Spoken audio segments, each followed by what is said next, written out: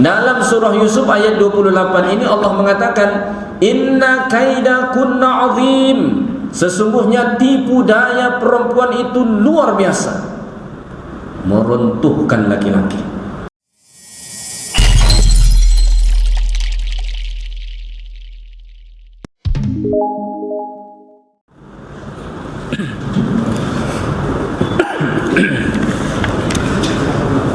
Bismillahirrahmanirrahim. Assalamualaikum warahmatullahi wabarakatuh.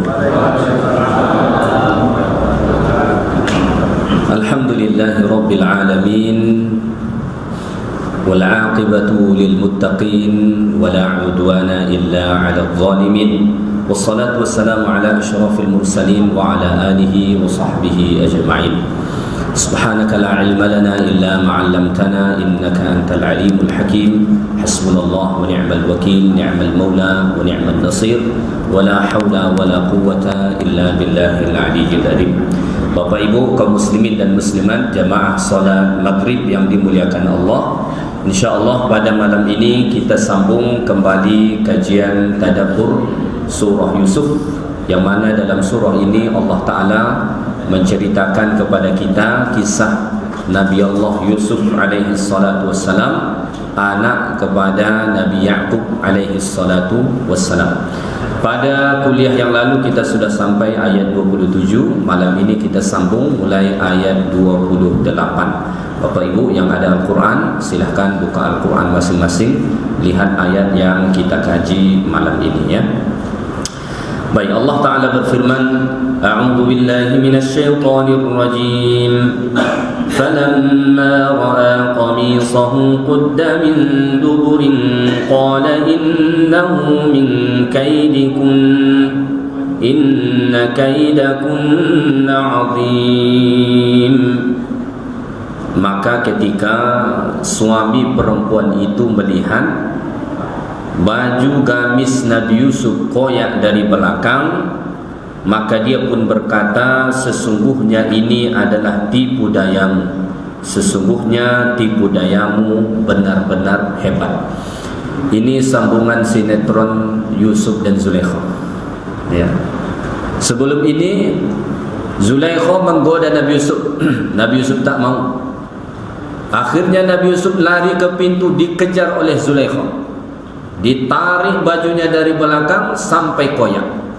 Pada momen itu rupanya suami Zulaikha ini balik ke rumah. Ini pejabat tinggi baru balik dari luar kota, ngetuk pintu. Sedang terjadi ini, dibuka pintu, dalam kondisi Yusuf dan Zulaikha ada di situ. Ketika itu Zulaikha menuduh bahwa Yusuf ingin melakukan pelecehan kepadanya, tapi Yusuf mengatakan, saya tidak ada melakukan itu. Qadarullah, Allah Ta'ala hadirkan seorang saksi yang menyaksikan kebenaran yang sebenarnya terjadi. Maka saksi itu berkata kepada suami Zulaikha, wahai tuan, kalau engkau lihat baju Yusuf koyak dari depan, maka yang benar adalah istrimu dan yang salah adalah Yusuf. Tapi kalau tuan tengok baju Yusuf koyak dari belakang, maka yang betul adalah Yusuf dan istrimu yang salah. Kenapa begitu? Karena kalau koyak dari depan berarti Yusuf yang mendatangi, istrinya menghindar, ditarik sampai koyak. Tapi kalau koyak dari belakang artinya yang berkehendak adalah istrinya, Yusuf yang hendak menghindar lalu ditarik dari belakang. Maka pada ayat ini Allah Ta'ala sebut, pada ayat 28, akhirnya suami Zulaikha ini pun memperhatikan.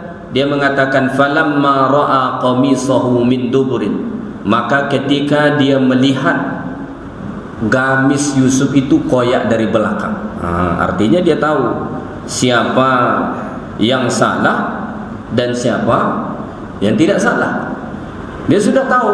Ketika dia perhatikan baju Yusuf koyak dari belakang, maka suaminya pun berkata, qala innahu min kaidikun, sesungguhnya ini adalah tipu dayamu. Maksudnya tipu daya istrinya ya. Dan pada ayat ini Allah mengatakan, inna kaidakunna azim, sesungguhnya tipu dayamu itu perempuan sangat dahsyat, sangat luar biasa. Maka tipu daya perempuan itu memang luar biasa. Ada ayat dalam Quran ketika menyebutkan tipu daya perempuan. Pada ayat ini Allah Ta'ala sebut inna kaidakunna azim, sesungguhnya tipu daya perempuan itu azim. Azim artinya agung, dahsyat, luar biasa. Dalam ayat yang lain Allah mengatakan dalam surah An-Nisa ayat 76, Allah mengatakan inna kaidasyaitan kana dha'ifa, sesungguhnya tipu daya syaitan itu lemah. Ya, Bapak Ibu silahkan cek ayatnya.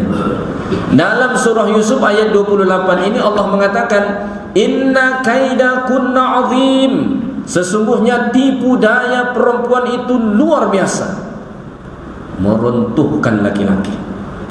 Dalam surah An-Nisa ayat 76 Allah mengatakan inna kaidasyaitan kana dha'ifa, sesungguhnya tipu daya syaitan itu lemah. Maka kemudian ada orang mengatakan tipu daya perempuan lebih dahsyat dari tipu daya syaitan. Tapi ini tak betul. Kalau ini saya benarkan, marah ibu-ibu di belakang. Kurang ajar juga ustaz ni.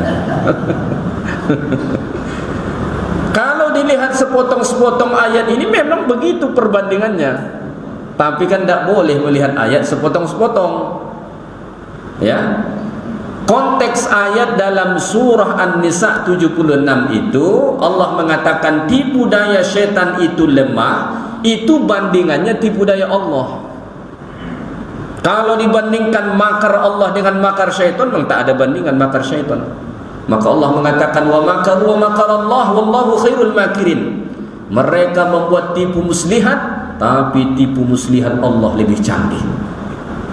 Maka kalau dikompar dengan, kalau dibandingkan dengan tipu daya Allah, maka tipu daya syaitan itu dha'ifa, lemah. Ya. Jadi tidak benar bahwa tipu daya perempuan, godaan perempuan lebih dahsyat dari godaan syaitan. Tidak begitu. Kalau ada orang mengatakan begitu, berarti dia tidak memandang ayat An-Nisa itu secara utuh. Dia melihat ujung ayatnya aja. Bisa jadi nanti nih Bapak Ibu dengar, godaan perempuan itu lebih dahsyat dari godaan syaitan katanya. Itu sama saja dia menempatkan perempuan lebih ngeri daripada syaitan kan. Tidak begitu ya. Jadi kita harus melihat ayat itu secara utuh ya. Tapi An-Nisa ayat 28 ini tetap mengindikasikan bahwa godaan perempuan, tipu muslihat dari mereka tetap dahsyat bagi laki-laki. Maka ada di dalam hadis Rasulullah sallallahu alaihi wasallam mengatakan bahwa tidak ada fitnah yang paling besar bagi laki-laki melainkan fitnah perempuan. Tidak mudah menolaknya, susah, luar biasa ya. Maka di sini suami Zulaikha itu berkata, innahu min kaidikun inna kaidakunna azim, sesungguhnya ini benarlah bahwa sebenarnya ini tipu daya istrinya. Dan dia mengatakan bahwa tipu daya perempuan, tipu muslihatnya, godaannya itu luar biasa dahsyat ya. Tapi seperti yang saya sampaikan tadi, bahwa walaupun dahsyat tipu daya perempuan, godaan perempuan itu, tapi fahuwa duna kaidis syaitan, dia masih tetap di bawah tipu daya syaitan ya. Jangan sampai salah faham seperti yang saya sebutkan tadi ya. Baik, kita teruskan ayat berikutnya. Jadi ayat 28 ini menjelaskan sudah jelas bagi suaminya siapa pelaku, siapa yang salah, siapa yang berkeinginan. Dia sudah tahu jelas ya.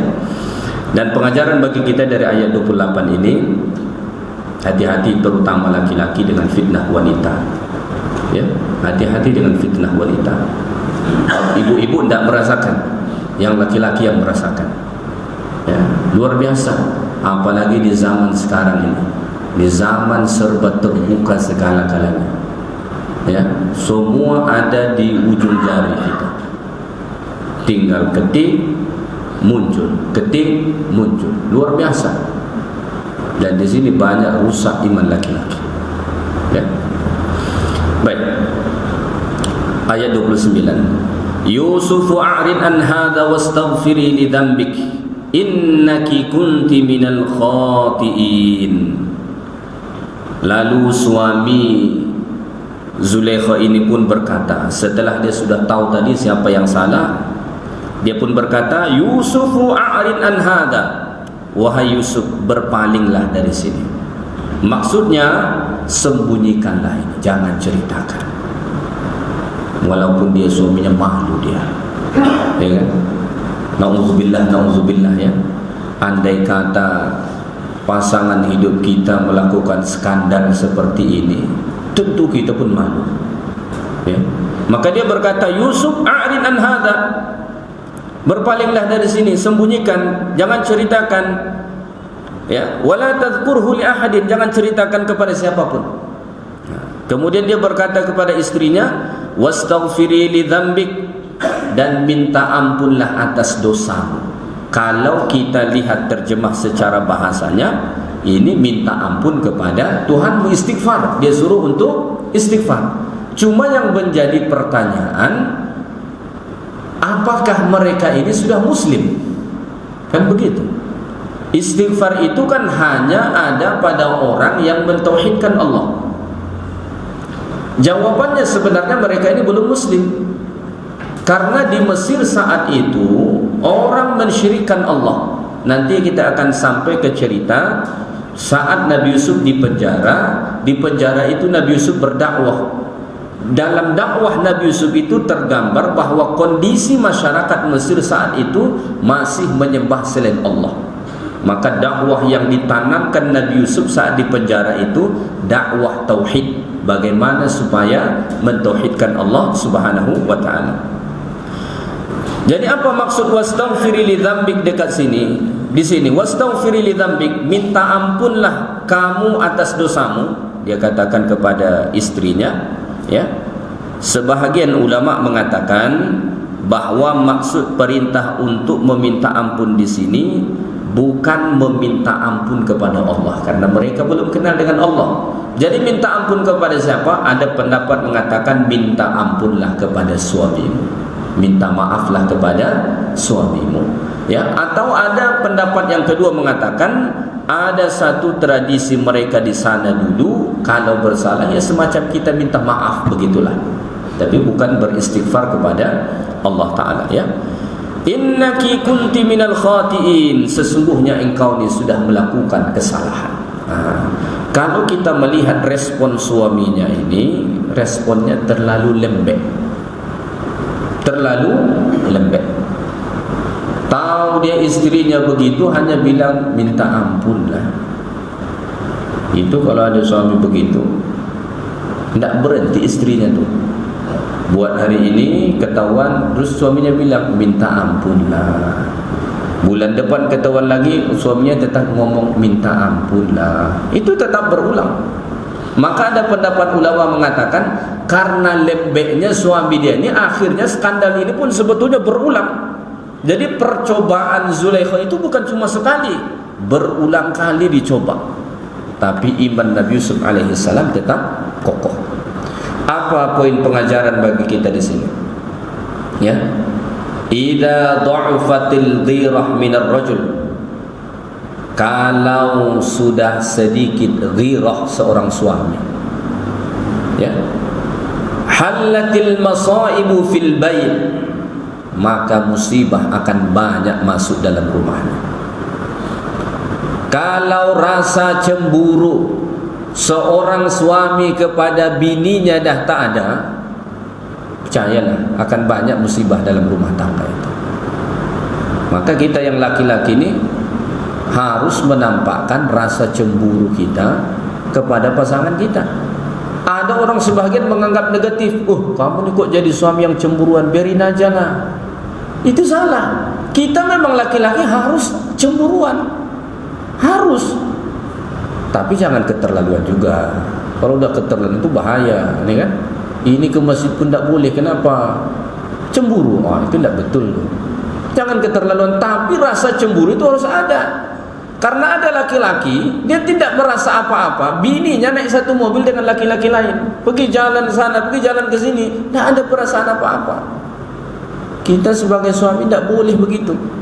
Kalau sudah macam ini model suaminya, pasti akan banyak musibah di dalam rumah tangganya. Tidak boleh. Laki-laki itu harus ada rasa cemburunya. Kepada siapa?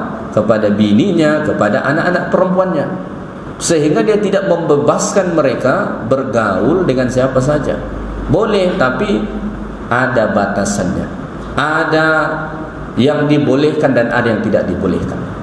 Maka Rasulullah sallallahu alaihi wasallam mengatakan dalam hadis, la yadkhulul jannata dayyus.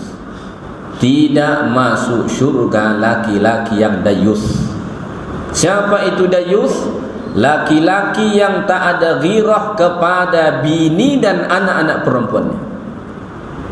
Bininya keluar dari rumah pakai rok di atas lutut, tidak apa-apa.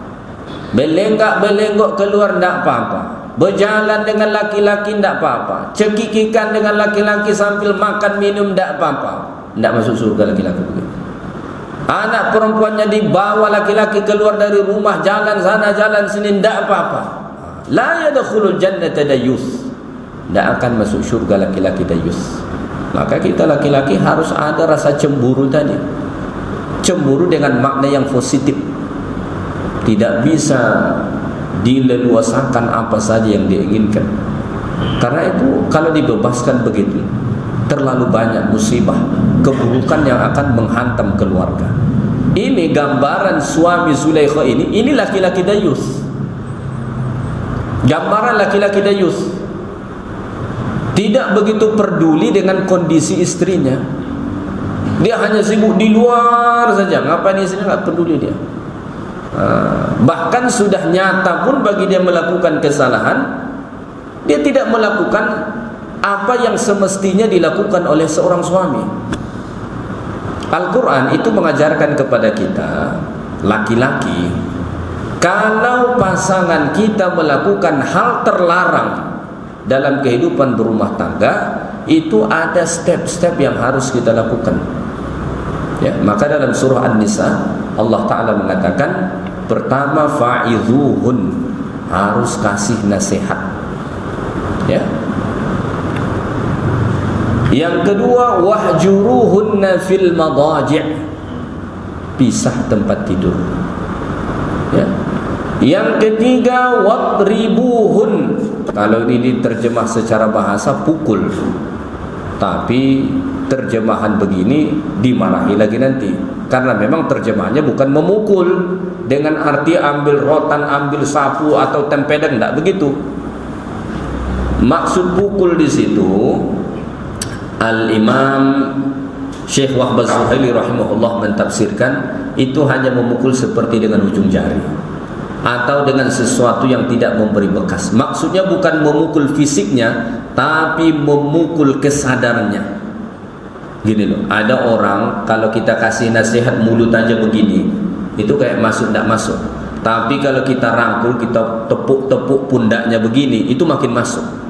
Menepuk pundak itu pun pukul bahasanya, tapi bukan berarti memukul, ditumbuk, ditempeleng, tidak boleh. Nabi SAW sepanjang hayatnya tak pernah memukul perempuan, sama ada istri Nabi ataupun perempuan lain, tak pernah Nabi memukul perempuan. Maka kalau ada orang kemudian mengatakan dalam Islam itu boleh memukul bininya, itu berbeda praktiknya sama Nabi. Nabi itu tidak pernah memukul perempuan sepanjang hayat Nabi. Maka tafsiran ayat watribuhun itu jangan difahami memukul dengan makna yang umum, ditempeleng, dirotan, dengan segala sesuatu. Itu masuk KDRT nanti. Jadi KDRT dalam Islam itu tak boleh.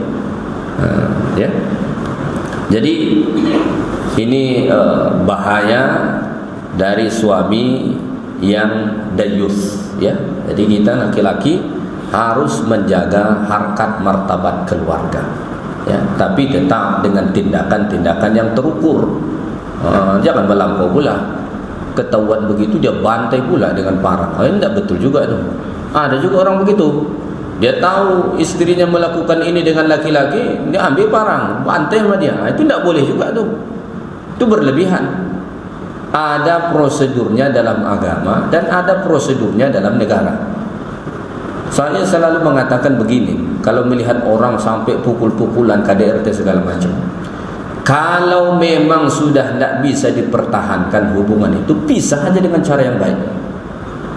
Karena dalam Islam begitu. Dalam Islam anjurannya at-talaqu marratan fa imsakum bi ma'rufin aw tasrihum bi ihsan.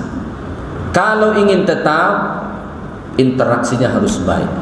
Kalau ingin berpisah pun harus dengan cara yang baik. Maka berantem-berantem saat bercerai itu, musuh-musuhan, itu bukan cara Islam. Dalam Islam itu diajarkan kalau harus berpisah, itu berpisahnya dengan cara yang baik. Itu ajaran dalam Islam. Maka sebahagian orang begitu ringan kemudian melakukan tindakan-tindakan yang di luar batas. Itu juga tak boleh. Tapi membiarkan berleluasa juga tak boleh. Kita harus di tengah-tengah. Harus melakukan tindakan sesuai dengan peraturan agama ataupun perundang-undangan yang berlaku di suatu negeri. Ya. Baik. Kita lanjutkan ayat yang seterusnya. Allah berfirman pada ayat 30. Wa qala niswatun fil madinati imra'atul aziz turawidu fataha an nafsi qad shaghafaha hubba inna lanaraha fi dhalalin mubin. Dan perempuan-perempuan di kota itu berkata, istri Al-Aziz telah menggoda dan merayu pelayannya. Maksudnya Nabi Yusuf alaihissalam ya, untuk menundukkan dirinya. Pelayannya benar-benar membuatnya mabuk cinta. Qad syaghafaha hubba. Kami pasti memandang dia dalam kesesatan yang nyata, ya. Jadi skandal yang terjadi di rumah itu akhirnya tersebar juga, ya. Padahal pintu, jendela semua sudah ditutup, ya. Kalau masih ingat ayat sebelum ini, ketika Zulaikha ingin melakukan ini, dia melakukan, Allah mengatakan wa ghallaqatil abwab wa qalat haytala. Semua pintu jendela rumah itu sudah ditutup rapat-rapat. Tak ada orang yang tahu. Tapi tiba-tiba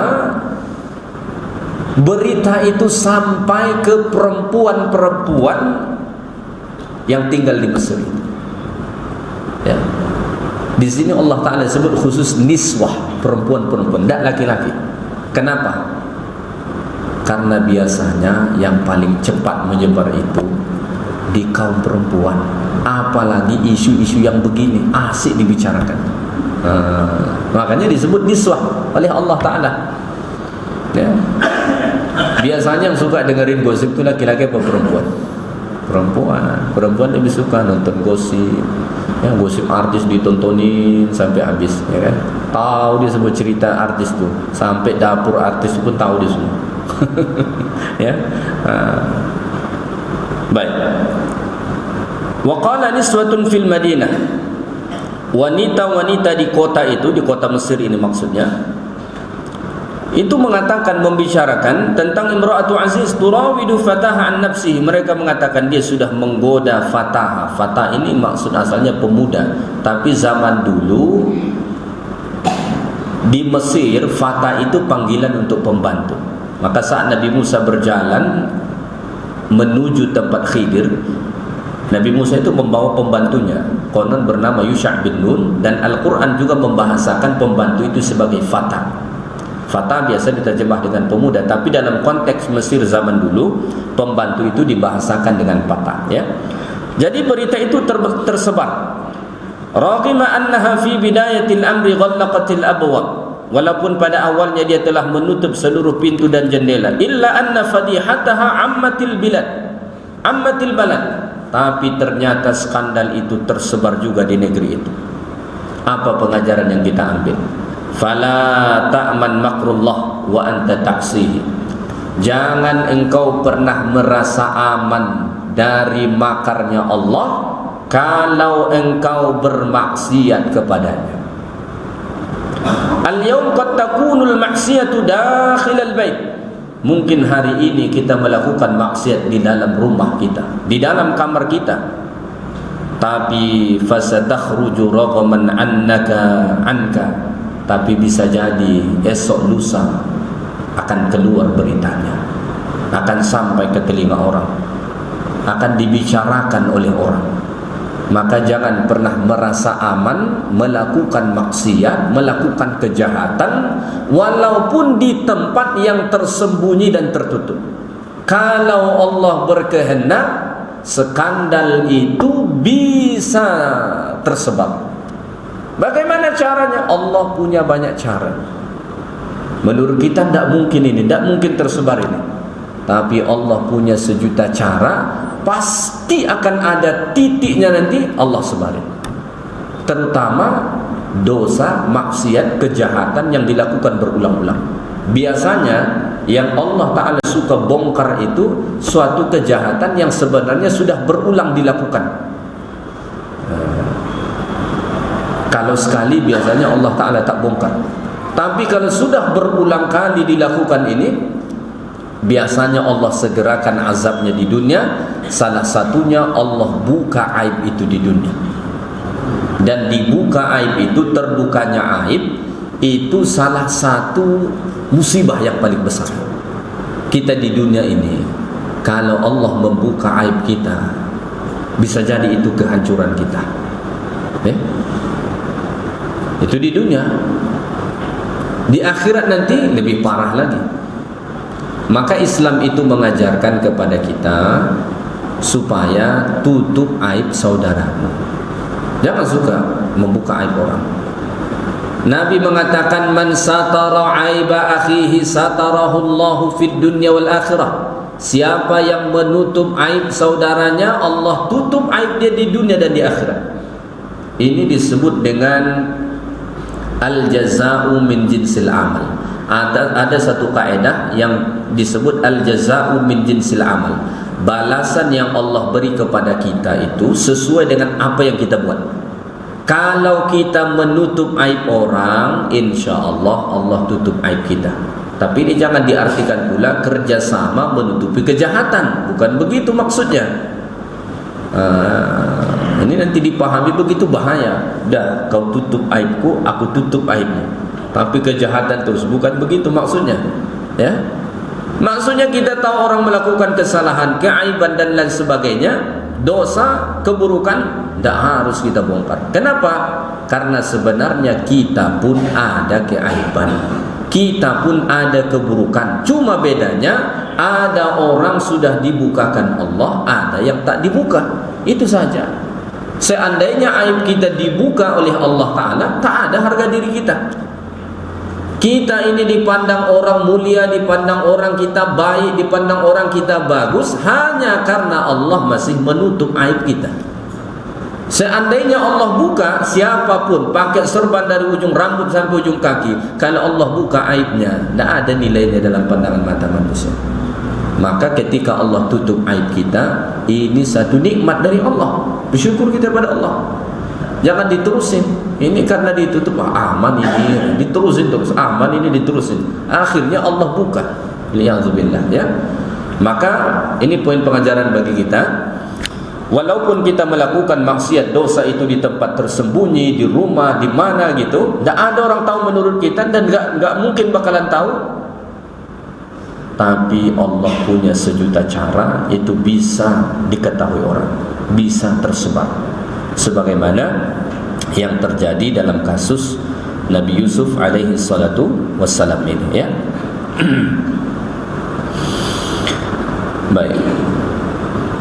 Jadi mereka membicarakan, qala wa qala niswatun fil madinati imra'atul azizi turawidu fataha an nafsi. Mereka pun membicarakan, menggosiplah kalau bahasa kita, ya.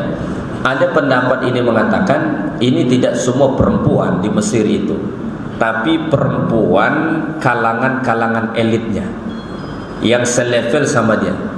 Kalau kita umpamakan suami Zulaikha ini pejabat, maka dia istri pejabat.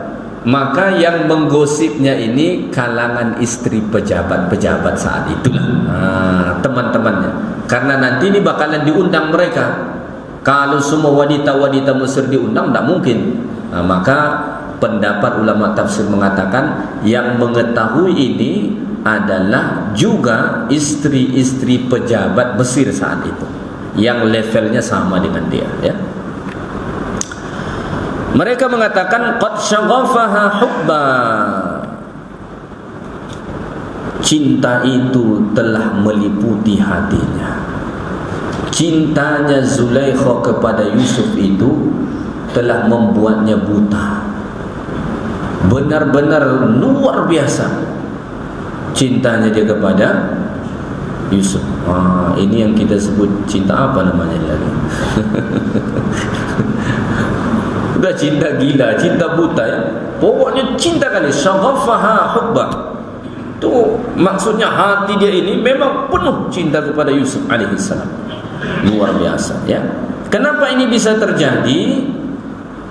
Karena berkhalwah, lama berdua di rumah itu, selalu memandang kepada Yusuf. Cinta itu kan selalu lahir dari pandangan. Maka orang mengatakan dari mata turun ke hati. Itu benar tuh. Maka dalam Quran itu Allah suruh kita supaya menundukkan pandangan. Laki-laki dan perempuan tundukkan pandangan. Dalam surah An-Nur Allah mengatakan, "Qul lil mu'minina yaghuddu min absarihim wa yahfadhu furujahum dzalika azka lahum innallaha khabirum bima yasna'un." وَقُلْ لِلْمُؤْمِنَاتِ يَغْضُضْنَ مِنْ أَبْصَارِهِنَّ وَيَحْفَظْنَ فُرُوجَهُنَّ إلى akhir ayat. Allah mengatakan, katakanlah kepada laki-laki yang beriman, yaghuddu min absarihim, tundukkan pandangan. Tundukkan pandangan ini bukan gini terus maksudnya, kesandung juga nanti. Jangan asik nengok perempuan. Itulah maksudnya. Ini dia tengok perempuan tu, kalau tak habis di tikungan tu tak berkedip mata dia, tengok ikutin terus. Tundukkan pandangan tu, jangan mata tu jangan jelalatan, ya. Baru kemudian Allah mengatakan wa yahfadhu furujahum, jaga kemaluan. Kenapa perintah menundukkan pandangan dulu baru menjaga kemaluan? Karena kalau engkau jaga matamu, insyaAllah kemaluanmu selamat. Tapi kalau kau tak jaga matamu, kemaluanmu tak akan selamat. Berasal dari situ. Perempuan juga begitu. Jangan laki-laki saja.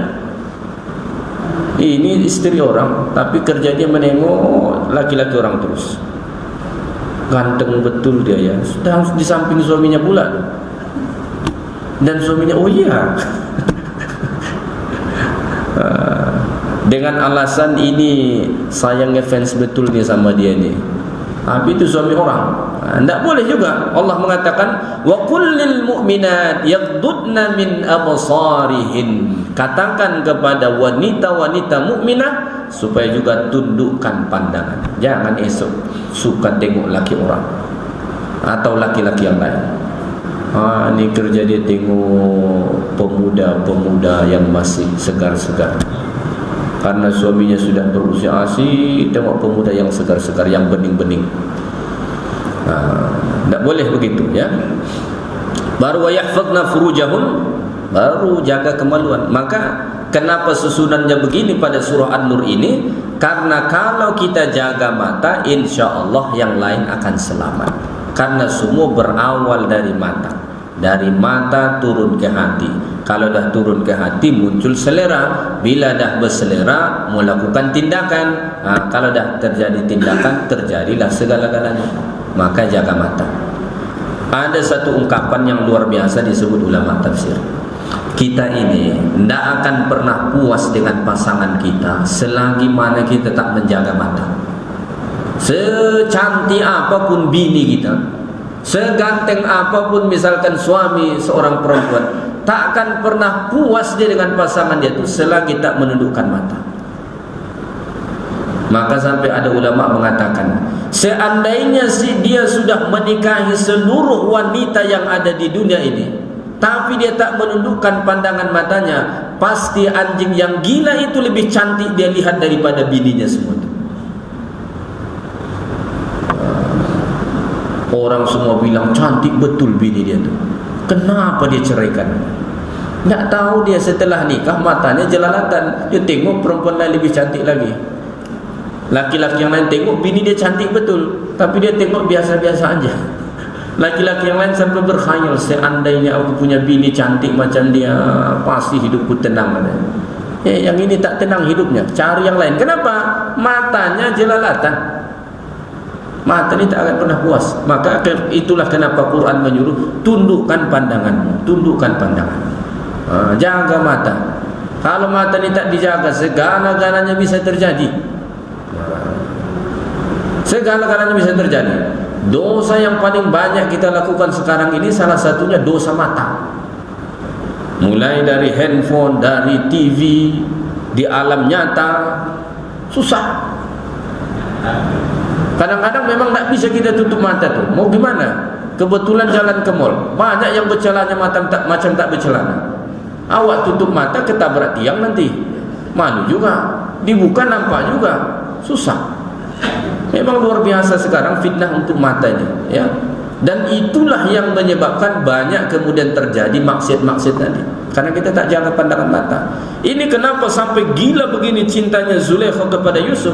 Salah satu sebabnya karena mereka sering berduaan di situ dekat tempatnya, kemudian dia tak jaga mata. Ditengokin terus. Tiap hari ditengok fotonya, tiap hari ditengok fotonya. Ganteng juga ya. Mulailah dicari, ngapain dia ya, kerjanya apa ya, orang mana. Lama kelamaan itu qad syaghafaha hubba, bisa juga cinta mati begitu. Bahaya, ya. Baik, kita teruskan ayat Allah Ta'ala ni. Kemudian mereka mengatakan, inna lanaraha fi dhalalim mubin. Sesungguhnya kami melihat Zulaikha ini fi dhalalim mubin, berada dalam kesesatan yang nyata. Sesat dia ni, aneh dia ni, gila ini orang begini, masa sama pembantunya mau katanya. Ya, banyak kasus begitu kan. Bininya malah sama supir suaminya. Kasusnya banyak terjadi begitu. Ini bukan ngarang-ngarang, ada kasus terjadi begitu. Kenapa? Ini salah satu pengajaran lagi. Jangan terlalu percaya. Ini pengawal ini, supir ini, pembantu ini, tapi tiap hari jalan dengan bininya. Lebih banyak lagi perhatian pembantu, supir, apapun namanya ini kepada bininya daripada dia. Dia hanya balik sekali seminggu.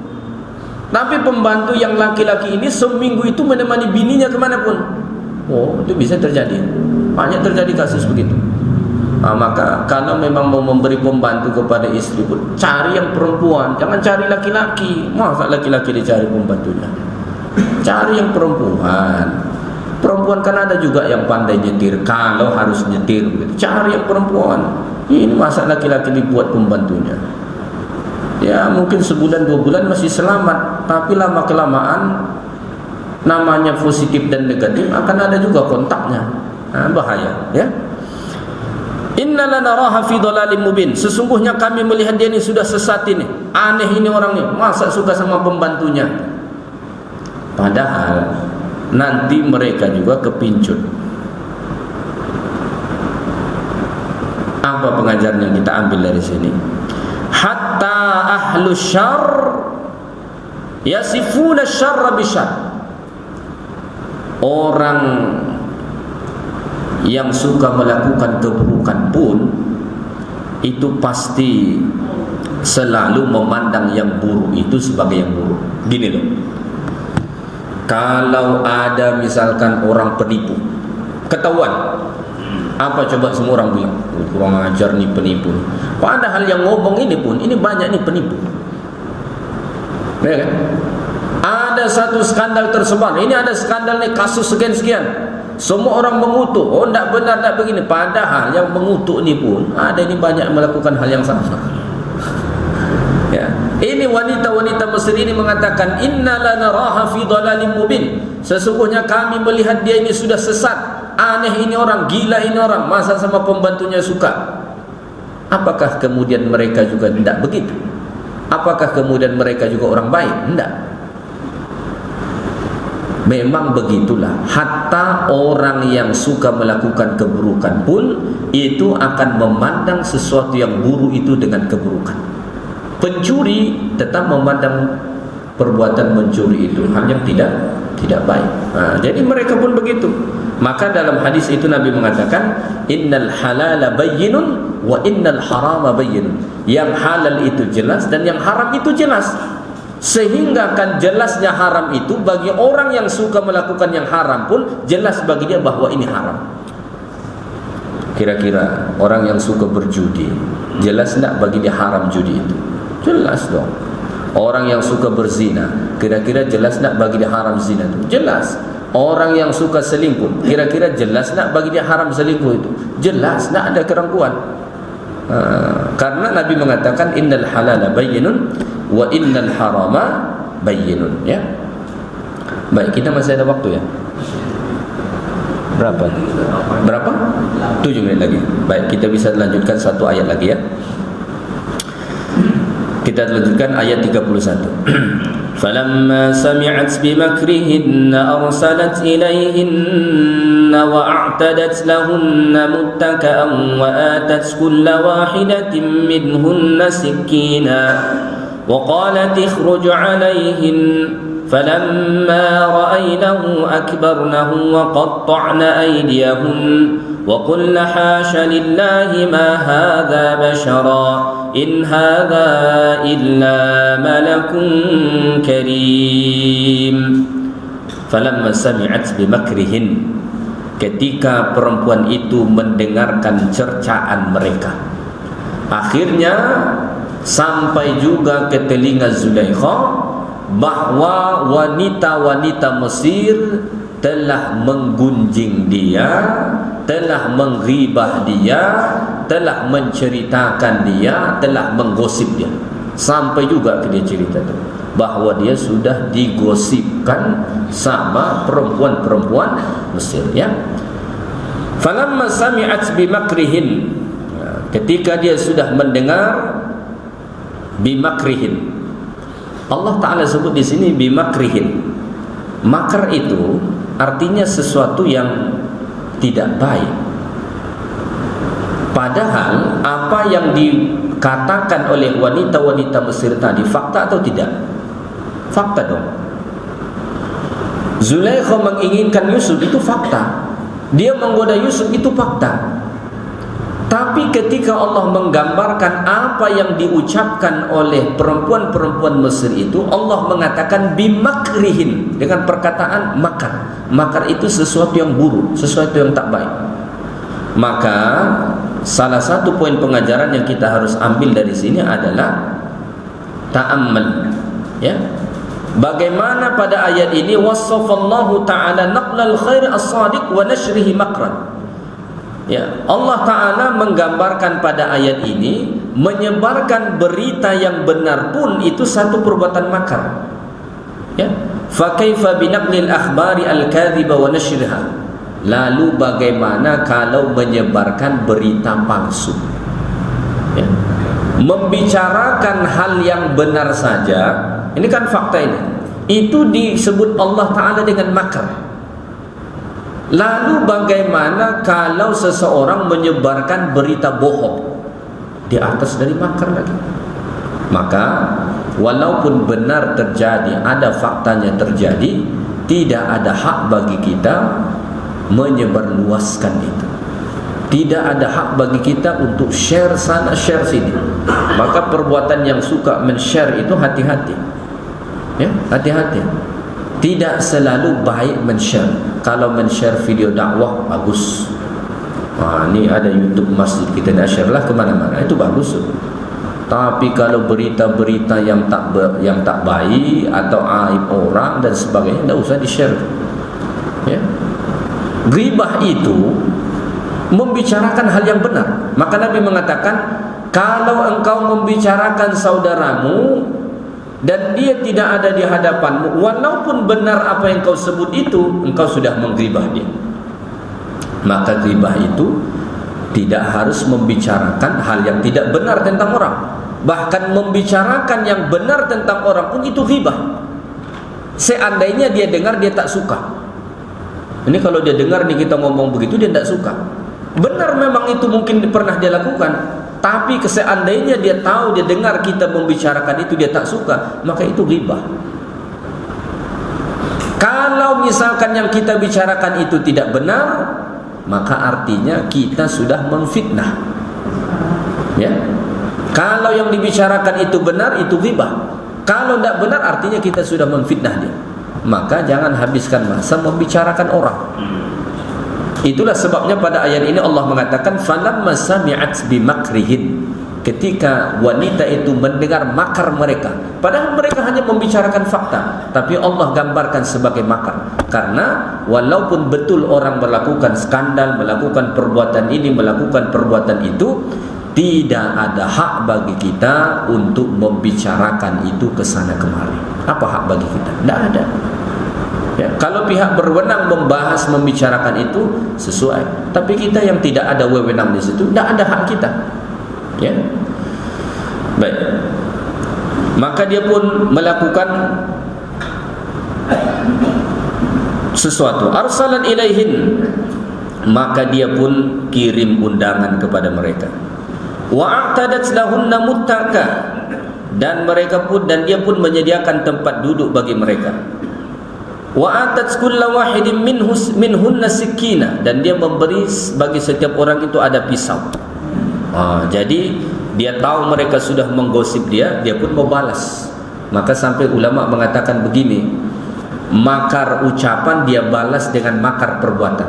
Makar mereka terhadap dia hanya digosipin, dia balas dengan makar perbuatan. Caranya diundang datang ke rumah, disediakan kursi, sediakan meja, sediakan buah-buahan makanan, dan sediakan pisau.